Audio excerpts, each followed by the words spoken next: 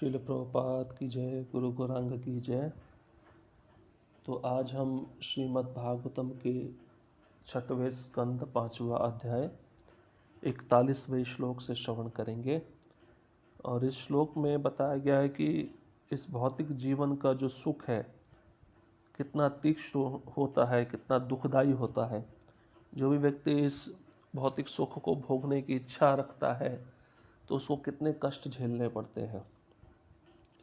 और इस अध्याय का शीर्षक है प्रजापति दक्ष द्वारा नारद मुनि को श्राप। नानुभूय न जानाति पुमान विषय तीक्ष्णताम निर्विद्यते स्वयं तस्मान तथा भिन्नधि परे। अनुवाद: निस्संदेह भौतिक भोग ही सभी दुखों का कारण है, किंतु कोई इसे तब तक नहीं छोड़ पाता जब तक वह स्वयं यह अनुभव नहीं कर लेता कि यह कितना कष्टप्रद है। इसलिए मनुष्य को तथाकथित भौतिक भोग में रहने देना चाहिए, साथ ही साथ उसे इस मिथ्या भौतिक सुख के कष्ट का अनुभव करने के ज्ञान में प्रगति करते रहने देना चाहिए।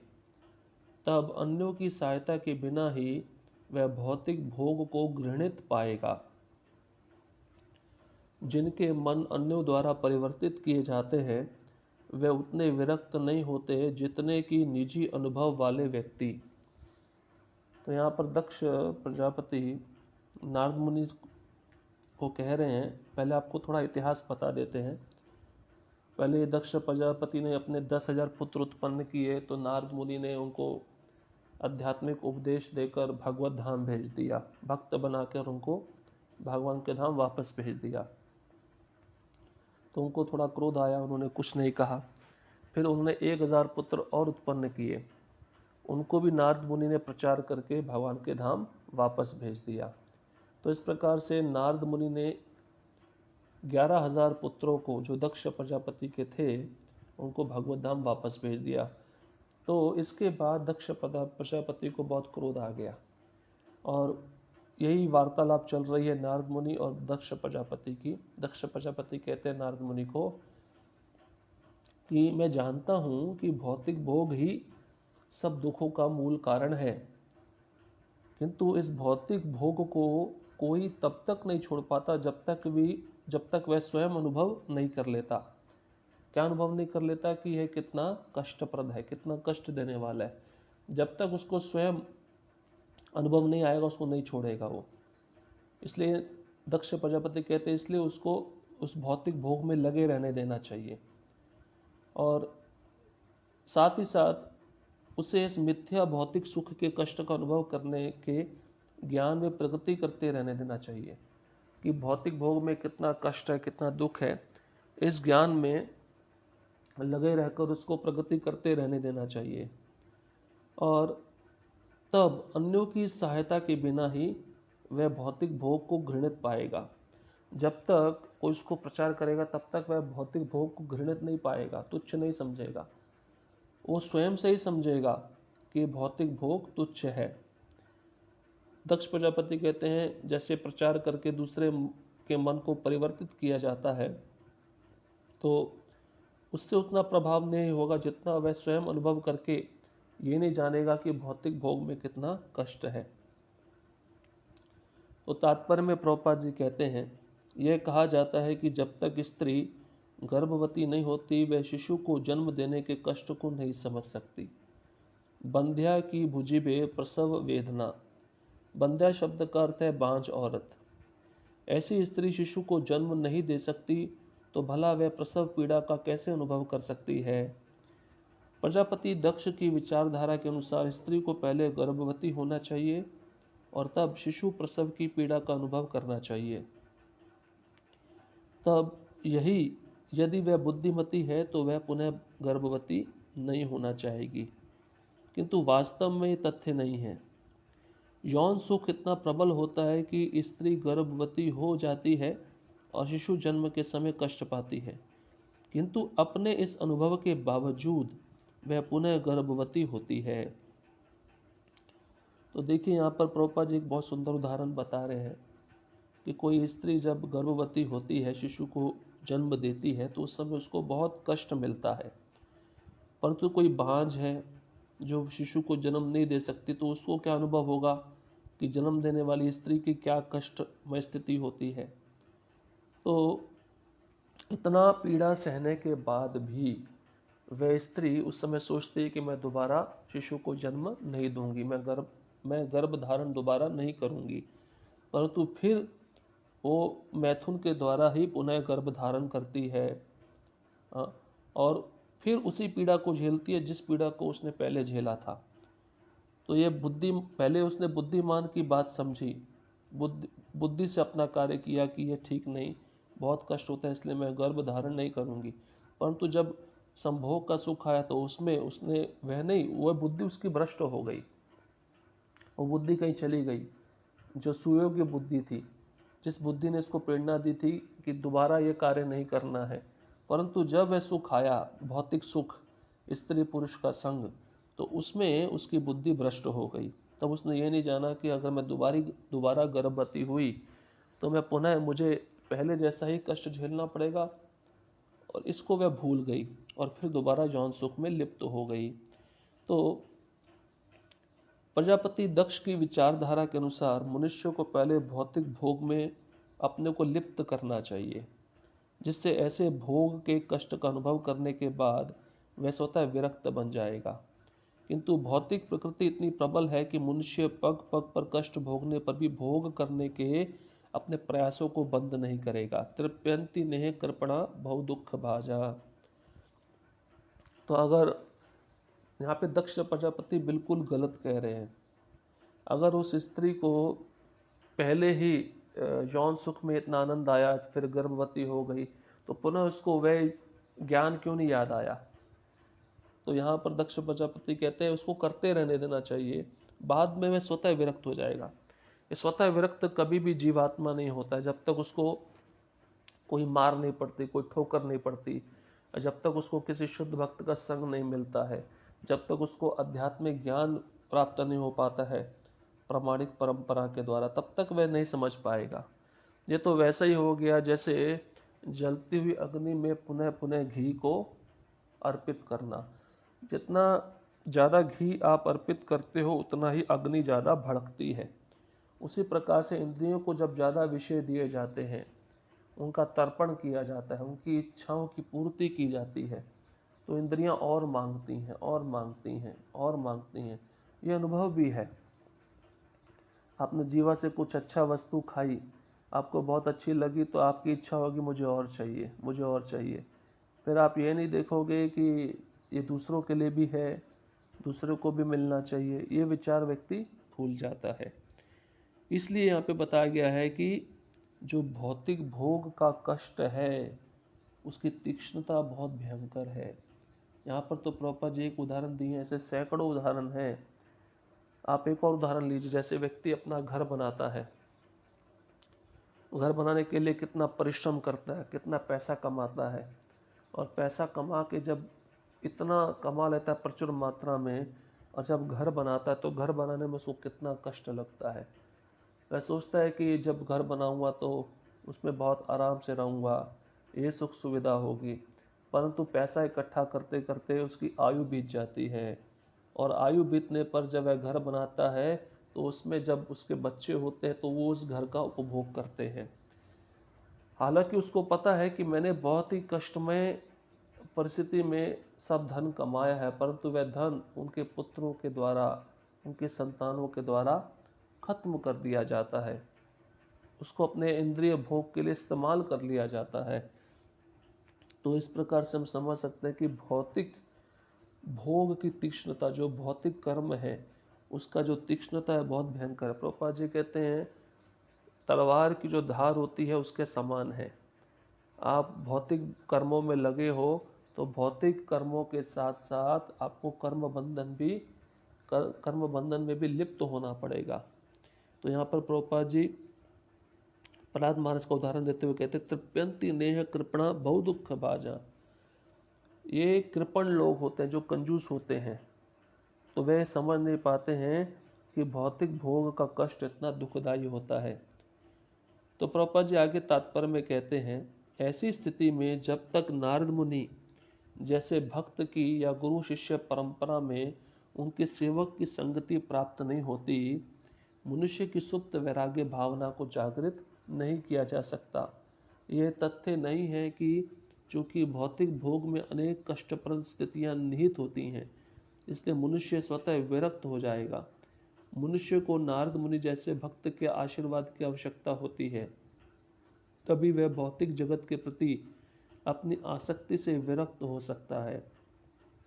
कृष्ण भावनामृत आंदोलन के तरुण तरुणियों ने भौतिक भोग की भावना का परित्याग किसी अभ्यास से नहीं किया, अपितु श्री चैतन्य महाप्रभु एवं उनके सेवकों की कृपा से किया है। तो प्रभुपाद जी अपने आगे के तात्पर्य में विशेष रूप से बता रहे हैं कि जिस व्यक्ति के ऊपर प्रामाणिक परंपरा के द्वारा किसी भक्त की कृपा नहीं होती है या उसको उस भक्त का संग प्राप्त नहीं हो पाता है, तो उसकी जो सुप्त कृष्ण चेतना है या वैराग्य भावना वो जागृत नहीं की जा सकती। वह जानता है कि भौतिक भोग में अनेक कष्टप्रद स्थितियां होती हैं, किंतु मनुष्य स्वतः विरक्त नहीं हो सकता।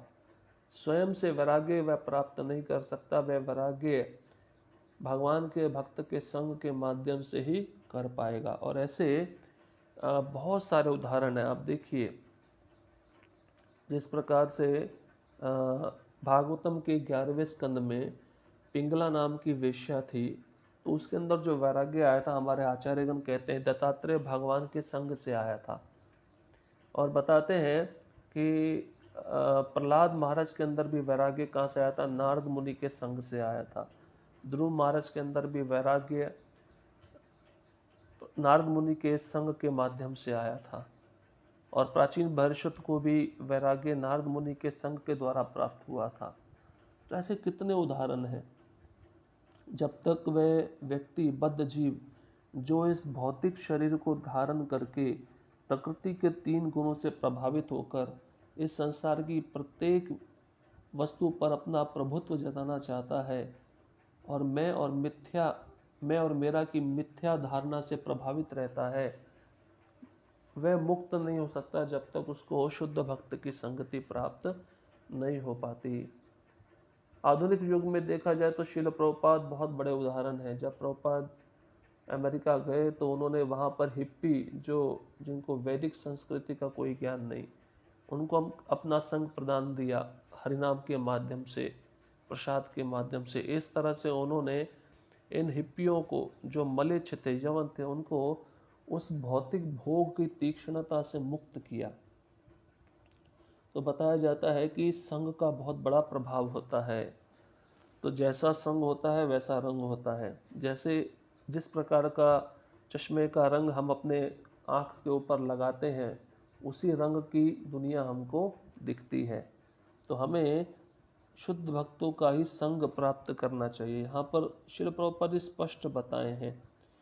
इसलिए नारद मुनि से जब दक्ष प्रजापति बोले कि व्यक्ति जब स्वतः विरक्त होगा तो उसको जितना अनुभव आएगा, उस व्यक्ति से ज़्यादा अनुभव ऐसा व्यक्ति है जिसको दूसरे के प्रचार के द्वारा विरक्त किया जाता है। वो उतना अनुभवी नहीं होगा जितना विरक्ति उसके अंदर स्वयं आएगा, वो ज़्यादा अनुभवी होगा।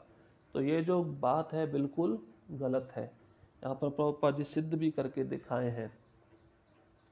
इसलिए इस संसार में सबसे बड़ा ग्रंथि है पुरुष स्त्री का संग, पुरुष स्त्री के मध्य आकर्षण।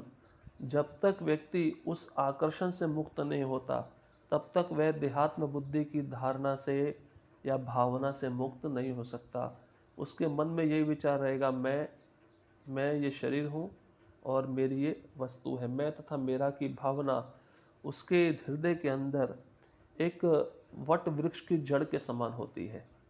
जिस प्रकार से वट वृक्ष का जड़ इतना फैला होता है और वो वृक्ष बहुत बड़ा होता है, उसी प्रकार से सकाम कर्म के बंधनों की गांठ या इस भौतिक संसार के विषय के प्रति आकर्षण, उसकी गांठ उस व्यक्ति के, उस बद्ध जीव के हृदय में वट वृक्ष के जड़ के समान बंधी होती है, जिसको काट पाना बहुत कठिन है।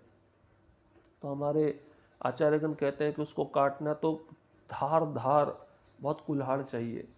वो कोई शस्त्र चाहिए जो बहुत धारदार हो, बहुत नुकीला हो और उसकी धार बहुत तेज हो। ऐसे बार बार जब आप मारते रहोगे उसके जड़ पे, तब जाके वो कटेगा। उसी प्रकार से साधु का जो वाणी होता है, शुद्ध भक्त के संग में जब वह शास्त्र का वाणी सुनता है और उसको बहुत कड़वा लगता है, बट वो उसके लिए औषधि का कार्य करता है।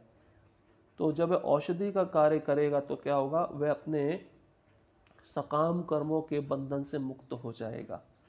और जब बंधन से मुक्त होगा तो वह मैं और मेरा की मिथ्या धारणा को यह समझेगा कि मैं शरीर नहीं हूं, मैं कृष्ण का दास हूं। जीवेर स्वरूप है कृष्ण नित्य दास, और ये मेरी वस्तु नहीं है, ये सब कृष्ण ने प्रदान की है, ये सब कृष्ण को ही अर्पित करना चाहिए। तो ये सब साधु संग के माध्यम से ही होता है। बड़े बड़े भोगी लोग जो संसार में भौतिक विषय का भोग करते हैं, अब उनको भी अगर शुद्ध भक्त का संग मिल जाए तो वह भी भक्त बन जाते हैं। तो ये प्रभुपाद जी के चरित्र से हम सीख सकते हैं। इसलिए हमें बचना है, इस संसार के भौतिक भोग से बचना है। जितना हम संसार के भौतिक भोग की मिथ्या धारणा से मुक्त होंगे, उतना हम अपने आध्यात्मिक अस्तित्व में स्थित रहेंगे। और हमारा आध्यात्मिक अस्तित्व क्या है? मैं शरीर नहीं, मैं आत्मा हूँ और मैं कृष्ण का नित्य दास हूँ। ममे वांछो जीवलोके जीवभूत सनातना मनशिष्टानि इंद्रियाणि प्रकृतिस्थानि कर्षति। मैं भगवान श्री कृष्ण का अंश हूँ और बहुत अणु रूप में हूँ, और मेरा कार्य है भगवान कृष्ण की सेवा करना। और ये सेवा शुद्ध भक्तों के माध्यम से की जाती है। जब शुद्ध भक्त हमको जो आज्ञा देंगे, हम उनको वाणी के रूप में स्वीकार करेंगे, तो हमसे भगवान वह सेवा देखकर बहुत प्रसन्न हो जाएंगे। इसलिए इस संसार का जो भोग है उसमें दुख ही दुख है, उसमें किसी भी प्रकार का सुख नहीं है। इस संसार में जब व्यक्ति सुख प्राप्त करने का प्रयास करता है तो प्रहलाद महाराज बोलते हैं कि उसके दुख के कारण उसी समय शुरुआत हो जाते हैं, उसी समय शुरू हो जाते हैं जिस प्रकार जब वह भौतिक सुख प्राप्त करने का प्रयास करना शुरू करता है। तो हमें भौतिक सुख से बचना है, और भौतिक सुख अगर हमें मिलता भी है तो हमें कृष्ण को अर्पित करना है। हम उसके उपभोक्ता हैं, एकमात्र भोक्ता केवल कृष्ण है। तो इस विचारधारा को हमें अपने मन में सदैव बनाए रखना होगा। और वह कैसे होगा? जब हम रोज प्रभुपाद के ग्रंथों को पढ़ेंगे और उनके प्रवचनों को सुनेंगे। तो इसलिए रोज श्रवण कीर्तन होना जरूरी है। श्रवण के माध्यम से हम अपनी भक्तिलता बीज का सिंचन करते हैं, उसका पोषण करते हैं। तो यहाँ पर दक्ष प्रजापति स्पष्ट बोले हैं कि मेरी विचारधारा तो ऐसी है कि जब तक कोई भोग भोगता है तो उसको भोगते रहने देना चाहिए।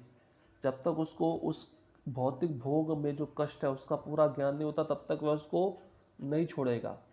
परंतु नारद मुनि कहते हैं ऐसा नहीं है, वो करता ही रहेगा, कभी छोड़ेगा नहीं। उसको छोड़ने के लिए, छुड़वाने के लिए कोई ना कोई तो चाहिए, क्योंकि जब तक उसको नहीं बताया जाएगा तब तक वह उस भौतिक भोग को नहीं छोड़ेगा। एक बहुत अच्छा उदाहरण है, शुरुआत में जब हमारी संस्था शुरू हुई तो जो श्याम सुंदर प्रभु हैं, प्रभुपाद के शिष्य, जब उनको प्रभुपाद जी बोले आप जगन्नाथ जी के विग्रह बनाओ, तो वह कारपेंटर थे, बढ़ई थे, और वह जब जगन्नाथ जी के विग्रह बना रहे थे तो वो सिगरेट पीने के आदी थे। तो उनके एक हाथ में सिगरेट रहती थी और एक हाथ से भगवान जगन्नाथ का विग्रह बनाते थे। वो बताया जाता है कि एक बार उन्होंने क्या किया, सिगरेट पीते पीते जगन्नाथ जी के सिर के ऊपर रख दी। और प्रभुपाद जी जब आए तो देखे तो बहुत आश्चर्य लगा। प्रभुपाद जी कुछ नहीं कहे। प्रभुपाद जी एकांत में श्याम सुंदर प्रभु को बुलाए और बोले आपने सब कुछ छोड़ दिया, अभी आपके और कृष्ण के बीच में खाली एक सिगरेट बची है, आप इसको त्याग दोगे तो कृष्ण आपके पास में आ जाएंगे। उसी समय प्रभुपाद जी के कहने पर ही श्याम सुंदर प्रभु ने सिगरेट को त्याग दिया। तो अगर प्रभुपाद जी नहीं बताते तो श्याम सुंदर प्रभु सिगरेट पीते रहते। यहाँ पे दक्ष पदापति जो कह रहा बिल्कुल गलत है, वो कह रहा करते रहने देना चाहिए। जब तक वह स्वयं अनुभव नहीं करेगा वह छोड़ेगा नहीं, ऐसा समय कभी आता नहीं, इसलिए उसको बताने वाला कोई चाहिए। तो प्रभुपाद जी ने जब श्याम सुंदर प्रभु को बताया तब उन्होंने छोड़ दिया, और नहीं बताते प्रभुपाद जी तो वो पीते रहते। तो शुद्ध भक्त का संग कितना प्रभावी होता है ये हमें समझना होगा। और संसार में देखा जाए सबसे बड़ा धन जो है वो भक्तों की संगति है। भक्तों की संगति के बिना हम प्रगति नहीं कर सकते, हम एक क्षण के लिए भी आगे नहीं बढ़ सकते। इसलिए वो संग हमें चाहे शारीरिक रूप से मिले चाहे वाणी के रूप में मिले, हमें स्वीकार करना चाहिए, और वाणी के रूप में तो ज़्यादा महत्वपूर्ण है। इसलिए श्रवण बहुत आवश्यक है। श्रवण के माध्यम से हम अपने भक्ति रूपी बीज को धीरे धीरे बढ़ा सकते हैं, बढ़ा सकते हैं। तो हमें यही प्रयास अपने भक्तिमय जीवन में सदैव करते रहना है। हरे कृष्णा कृष्ण कृष्ण हरे हरे, हरे राम राम राम हरे हरे। शिल प्रभुपाद की जय। गुरु गौरांग की जय।